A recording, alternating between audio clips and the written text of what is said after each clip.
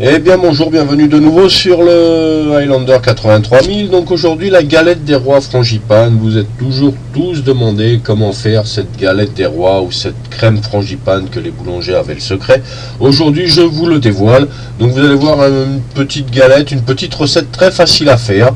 Il suffit donc, vous avez vos ingrédients comme d'habitude, il vous faut 50 g de farine, 500 g de poudre d'amande, 2 cuillères à café d'amandes amères, 150 g de beurre fondu, 4 œufs entiers, 2 jaunes d'œufs, donc vous m'extrairez les blancs bien sûr, 250 g de sucre en poudre et bien sûr 2 pièces de pâte feuilletée en rouleau. Rapide, ça vous évite de la faire vous-même.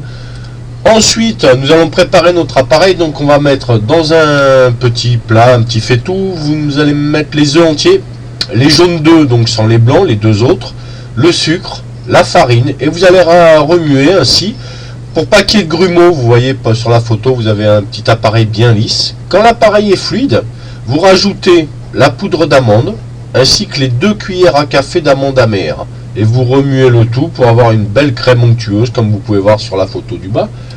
Ensuite, on va confectionner notre galette. Donc sur la première que vous aurez découpée au préalable, vous la mettez à plat, vous piquez votre pâte. Donc là c'est exagéré, hein, j'ai fait beaucoup de trous, mais bon c'est un petit peu exagéré, vous faites une dizaine de trous, ça suffira. Et vous allez coller les bords avec un jaune d'œuf. Vous allez me casser un jaune d'œuf, le battre, mettre un petit peu d'eau à l'intérieur, et avec un pinceau vous allez faire toute la bordure uniquement. Ça va vous permettre, quand vous allez mettre la deuxième pâte par le dessus, que la pâte adhère à la première. Ça évitera qu'il y ait des écoulements, que la pâte que vous allez mettre, l'appareil que vous allez mettre s'écoule sur les bords. Vous allez voir, c'est simple, hein. Ensuite vous allez étaler votre appareil. Donc quand vous voyez sur la photo numéro 2, on étale vulgairement, et après on l'étale bien. Plus vous en mettez, mieux ce sera, hein, que vous verrez sur les boulangeries. Vous avez des fois des pâtes de 3 cm. Moi j'aime bien, après il y en a qui préfèrent les pâtes plus fines. À vous de voir. Vous rajoutez votre fève. Sur la deuxième pâte, vous allez faire un léger trou. Vous allez voir, avec un petit emporte-pièce ou avec un petit couteau, sans découper la pâte, hein. Vous allez faire 2-3 petits trous pour que ça puisse faire comme une cocotte minute, c'est-à-dire que la vapeur qui soit à l'intérieur puisse s'évaporer. Pourquoi? Parce que si la vapeur reste à l'intérieur, ça va vous faire un jus, et le jus va mouiller la pâte du dessous, et la pâte du dessous va se déchirer. Une fois que c'est fait, vous allez positionner donc la deuxième pâte que vous aurez au préalable trouée, juste le petit trou du dessus. Vous allez la positionner sur le dessus, sur la deuxième pâte, et vous allez donc bien appuyer sur les bords afin que les bords se collent. Une fois que les bords sont collés, vous allez simplement replier les bords vers l'intérieur, c'est-à-dire que vous allez les soulever, les tourner afin que ça puisse que ça soit bien clos.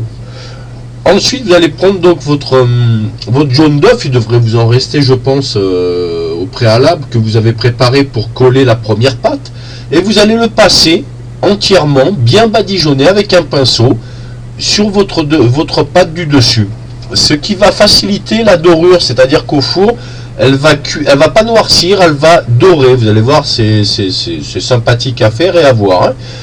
Et ensuite, comme toute galette, vous avez des dessins dessus. Alors avec un petit couteau, sans percer la pâte, surtout sans percer la pâte, vous allez légèrement ciseler pour faire un petit dessin dessus. Donc ça peut être un quadrillage, ça peut être des parts. Au préalable, vous faites des parts, comme ça sera plus facile pour vous à les découper.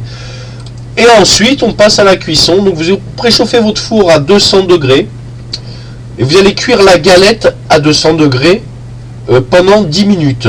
Vous la mettez au four qui est au préalable chauffé à 200 degrés, vous la mettez 10 minutes. Au bout de 10 minutes, vous rebaissez votre four à 170 degrés, et là vous laissez cuire pendant 20 minutes. Et voilà, vous ressortez avec une belle galette, et vous allez voir, vous allez être étonné par la frangipane. C'est exactement la même chose que les gens font, les boulangers font en boulangerie, que vous payez très très cher d'ailleurs. Vous aurez la satisfaction de l'avoir fait vous-même. Voilà, écoutez, passez de bonnes fêtes de Noël, un bon réveillon du jour de l'an, et bon appétit bien sûr.